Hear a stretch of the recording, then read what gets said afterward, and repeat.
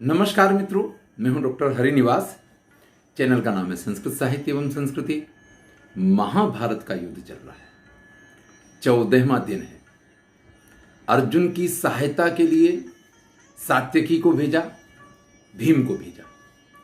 भीम वहां आ गए। कर्ण के साथ भीम का युद्ध चल रहा है। हमने देखा कि भीमसेन ने कितने ही बार कर्ण को पराजित किया है। उनके घोड़ों को, उनके रथ को, उनके सारथी को समाप्त किया, उनके धनुषों को काटा। कर्ण के देखते देखते दुर्जय, दुर्मुख और बहुत सारे, जिनकी गिनती 2-5 नहीं, 5-5, 7-7 ऐसे दुर्योधन के भाइयों का वध किया, कौरवों का वध किया। अभी ये युद्ध चालू है। चलिए, कर्ण जो है पुनः नए रथ पे सवार होकर के, जब उसको विदुर की ये बात याद आ रही है कि जिस दिन रणभूमि में ये भीम उतरेगा उस दिन ये तुम सबका संहारक बनेगा, उसको याद करते हुए फिर से नए रथ पे सवार हुए हैं। नए रथ पे सवार होके अत्यंत 63 भी ततो भल्ले। 63 का अर्थ होता 63 बाण भीम ने देखते ही उस कर्ण को मारे हैं।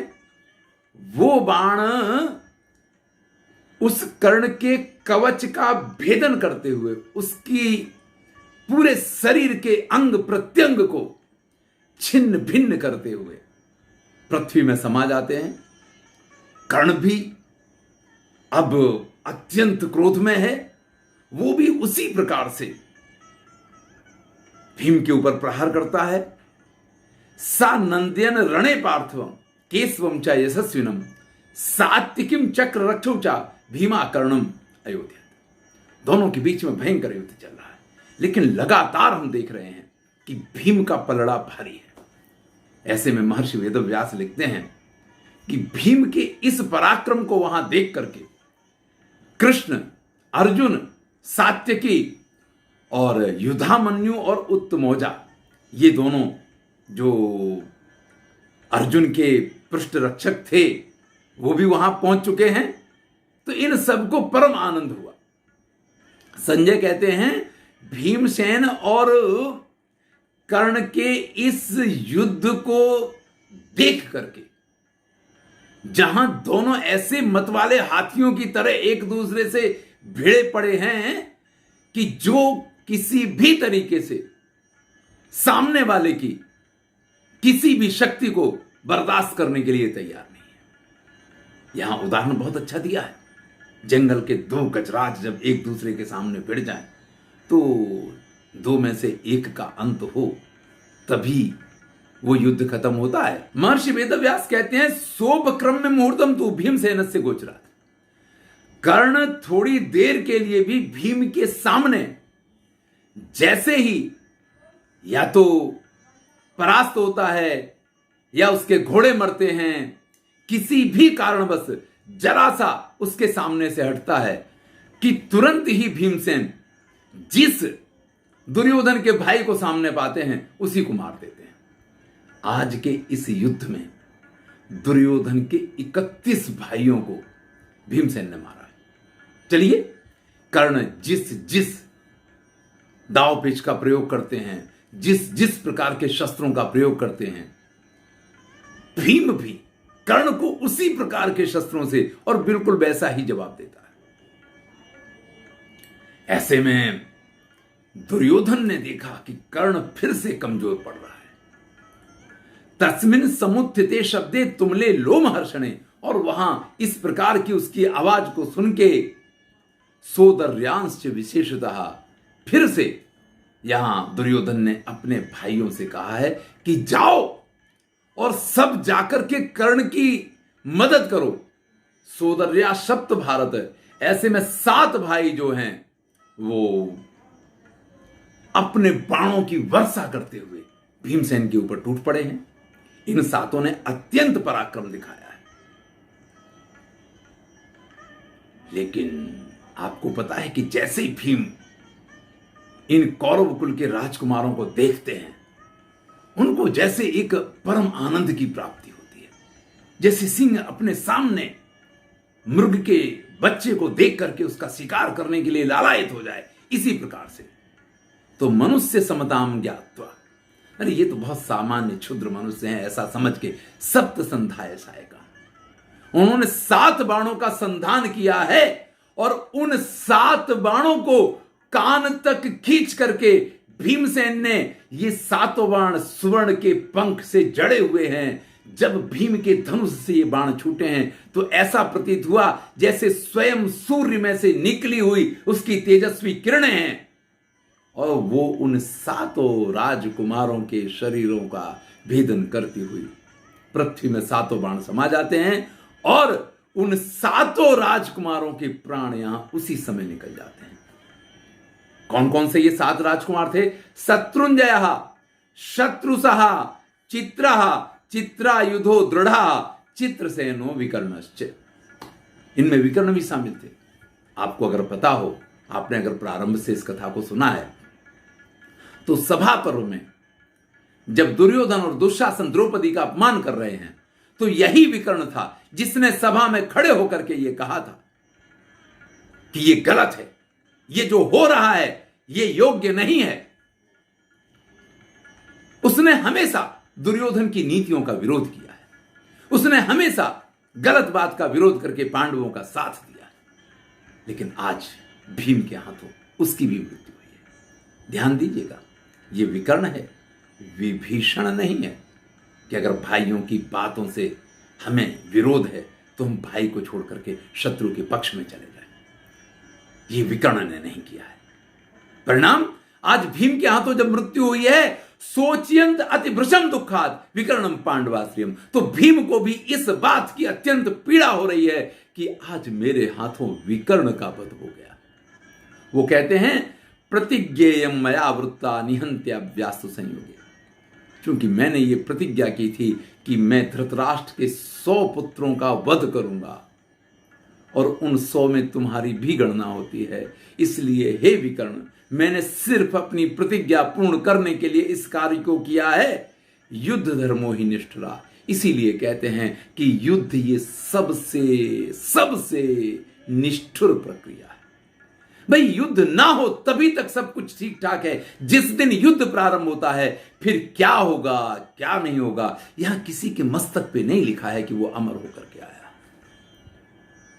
देखो तो हमारे कितने प्रिय पितामह भीष्म, उनको भी इस रणभूमि में हमें इसी प्रकार से मारना पड़ा। इसीलिए कहते हैं कि युद्धम ही निष्ठुरम तस्मात्, ये युद्ध जो है ये बड़ा ही निष्ठुर होता है। इस प्रकार से भीम को उन्होंने विकर्ण को मार तो दिया है, विकर्ण की मृत्यु से अत्यंत पीड़ा हुई है। संजय कहते हैं विकर्ण को मारने के बाद भीमसेन अत्यंत दुखी है। कर्ण को भी अत्यंत पीड़ा हुई है कि उसके सामने इतने उसके मित्रों का वध हो गया है। दुर्योधन अत्यंत दुखी है। उसको एक एक बात याद आती है कि किस प्रकार से महात्मा विदुर ने कहा था कि जिस दिन युद्ध होगा ना, ये अभी जो तुम पासे फेंक रहे हो, ये पासे बाण बनके तुमको ग्रसेंगे और तुमको नहीं, इसमें तुम्हारा पूरा कुल समाहित हो जाएगा। आज दुर्योधन उन बातों को याद कर रहा है। जिस प्रकार से कर्ण ने द्रौपदी से कहा था, जिस प्रकार से उसने सभा के बीच में जो कुछ कहा था, एक एक बात इस समय जब व्यक्ति पीड़ा में होता है, जब व्यक्ति के साथ उसको उसके कर्मों का फल मिलना शुरू होता है, तो उसको वो सारी बातें याद आती हैं कि उसने जीवन में कौन कौन से दुष्कर्म किए। फिर से भीम और कर्ण के बीच में युद्ध प्रारंभ हो गया है। थोड़ी देर के लिए भीम भी दुखी हो गए थे, कर्ण भी दुखी था, लेकिन ये तो रणभूमि में है। मैंने पहले भी कहा था कि रणभूमि में आप किसी का हमेशा के लिए शोक नहीं मना सकते हैं और ना ही आप किसी के कारण युद्ध को बंद कर सकते हैं। भीम नामांकिता बाणा स्वर्ण पुंखा शिलासिता, भीमसेन का नाम जिन बाणों के ऊपर लिखा हुआ है, इस प्रकार के बाणों का वो प्रयोग करते हैं और वो बाण कर्ण मासादि छिदंत इव जीवितम, जैसे कर्ण के प्राणों को ही लेंगे इस प्रकार के उनके शरीर का भेदन कर देते हैं। इसी प्रकार से कर्ण भी छाद्या मास चक्र रे वीरम सतोत सहस्त्रसा, हजारों बाण छोड़ करके भीमसेन को पूरी तरीके से आच्छादित कर देते हैं। दोनों एक दूसरे के प्राणों के प्यासे हैं। इस प्रकार से जब युद्ध शुरू होता है तो महर्षि वेदव्यास लिखते हैं उस रणभूमि में खून की नदियां बह चली हैं, क्योंकि जब हजारों बाण छोड़े जाएंगे तो वो बाण सिर्फ एक दूसरे के शरीर का भेदन नहीं करते हैं, आसपास जो सेना है, आसपास जो लोग हैं, क्योंकि भीमसेन तो कर्ण के बाणों को सहन कर जाएगा, लेकिन जो 1000 बाण छोड़े हैं वो बाण जब हवा में चलेंगे तो जो जो योद्धा उसकी बीच में आ जाएगा उसके तो प्राण ही निकल जाएंगे। इस प्रकार से खून की नदियां बह चली हैं। उन खून की नदियों में वहां पड़े हुए रथ और हाथी भी बह रहे हैं। इतना भयंकर प्रवाह उस रक्त का है। भीमसेन और कर्ण के बीच में भयंकर युद्ध शुरू हुआ। भीमसेन ने एक कर्णी नाम का बाण इस प्रकार से कर्ण को मारा है कि वो कर्ण के कुंडल के साथ उसके कान का भी भेदन करता हुआ निकल जाता है।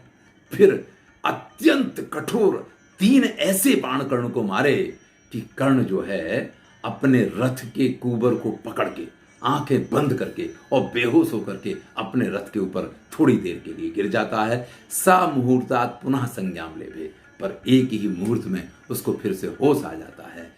तब कर्ण इस निश्चय पे पहुंचता है कि भैया ये प्राण तो वैसे भी निकल जाएंगे, इससे अच्छा जो कुछ पराक्रम है वो यहां पे दिखा दिया जाए। अत्यंत क्रोधित होकर के क्रोध रूप धारण करके 9 बाणों से वो भीमसेन को बींध देता है। भीमसेन भी क्षुरप्र नाम के बाण का प्रयोग करके उसके धनुष को काट देते हैं। ऐसे में कर्ण दूसरा धनुष उठाता है, भीमसेन तुरंत दूसरे धनुष को काट देते हैं। इस प्रकार से एक के बाद तृतीयम चतुर्थम पंचमम षष्ठमेव च सप्तमम चाष्टमम चैव नवमम 10मेव च। अब मैं कहां तक आपको गिनाऊं, यहां 18 धनुष कर्ण ने उठाए हैं और कर्ण धनुष हाथ में पकड़ते हैं कि तुरंत ही भीमसेन उस धनुष को उठाने के साथ ही काट देते हैं। इस प्रकार से भीमसेन ने यहां कर्ण के 18 धनुष काटे हैं। देखिए कई बार क्या होता है कि एक प्रक्रिया जैसी बन जाती है कि सामने वाले को ऐसा दाव समझ में आ गया है कि आपने धनुष उठाया, धनुष आपका सीधा हुआ, उससे पहले सामने वाले ने उसको काट दिया, फिर धनुष उठाया और ये 18 बार हुआ है। तब कर्ण एक, क्योंकि सामने वाला भी तो कुछ ना कुछ प्रयत्न करेगा, इस प्रकार का प्रयत्न करके धनुष पे सरसंधान करके सीधा भीम के ऊपर प्रहार करते हैं। तथा क्रुद्धा सरानस्य सूत पुत्रो व्यरोचत, और ये बाण जो हैं जैसे शरद ऋतु का सूर्य हो। ध्यान दीजिएगा, शरद ऋतु का चंद्रमा भी उतना ही अच्छा माना गया है, लेकिन सबसे अधिक सूर्य जो है वो शरद ऋतु में तीव्र होता है। तो शरद ऋतु का सूर्य जैसे चमक रहा हो, इस प्रकार के वो बाण चले हैं और उन बाणों से भीमसेन के धनुष को काट दिया। धनुष को काटने के बाद घोड़ों की जो लगाम थी उन लगाम को काट दिया। 5 बाण उन्होंने विशोक को मारे हैं। इस प्रकार से जिसके घोड़े मर गए हैं, जिसका धनुष कट गया है, विशोक तो दौड़ करके उत्तमौजा के रथ पे जाकर के चढ़ जाते हैं, लेकिन भीमसेन जो विरत हो गए हैं वो शक्ति लेकर के तुरंत ही शक्ति कर्ण की तरफ प्रहार करते हैं। रथ शक्ति का प्रयोग किया है। कर्ण वैसे तो बहुत थक गया था, लेकिन फिर भी 10 बाण मार करके उसके 10 टुकड़े कर देता है। अपने हाथ में तलवार और ढाल लेकर के भीम कर्ण की तरफ दौड़ते हैं। कर्ण ने तुरंत ही उनकी ढाल को काट दिया है। उसी तलवार को फेंक करके भीम ने प्रहार किया है, जिससे धनुष जो है वो कर्ण का कट जाता है। वो जब तक दूसरा धनुष उठाए तब तक तो भीम एक छलांग लगा करके उसके रथ के ऊपर इस प्रकार से चढ़ जाते हैं, उसके ध्वज के दंड को पकड़ लेते हैं कि अभी ही वो कर्ण को रथ पे से उठा करके नीचे फेंक देंगे, लेकिन कर्ण वहां झुक करके भीम के इस दाव को बचा जाता है और फिर भीमसेन के ऊपर भयंकर प्रहार करता है। ऐसे में जब भीमसेन ने देखा कि भाई अब तो कोई शस्त्र नहीं है, तो हाजर ते हथियार, हमारे यहाँ गुजराती में कहते हैं कि जो हाजर है उसी का हथियार के रूप में प्रयोग करना है। तो पहले तो वो जो बहुत सारे मरे हुए हाथी पड़े हुए हैं उन हाथियों के बीच में जाकर के छुप जाते हैं, जिससे कि थोड़ी सी सांत्वना मिल जाए। और फिर कर्ण जब उनके ऊपर अपना प्रहार चालू रखते हैं तो एक हाथी को उठा करके कर्ण के रथ के ऊपर फेंकते हैं। कर्ण ने उस हाथी के बीच में ही बाणों से टुकड़े टुकड़े कर दिए हैं। ध्यान रखिएगा, जब व्यक्ति की विजय होने लग जाती है ना, तो उसके सारे पासे सीधे पड़ने लग जाते हैं। इस प्रकार से भीम ने रथ के पहियों के द्वारा वहां जो कुछ पड़ा था उन सबसे बहुत प्रहार किया कर्ण के ऊपर। लेकिन अब कर्ण अपने रंग में आ गए हैं और भीमसेन की उन सभी अस्त्रों की कर्ण के ऊपर कोई असर नहीं होती है। ऐसे में कर्ण ने भीमसेन को भयंकर रूप से घायल किया। जब कुछ नहीं बचा तो भीमसेन फिर से अपने हाथ का घूंसा बना करके कि इसी से वो कर्ण को मार देंगे, कर्ण की तरफ दौड़े हैं।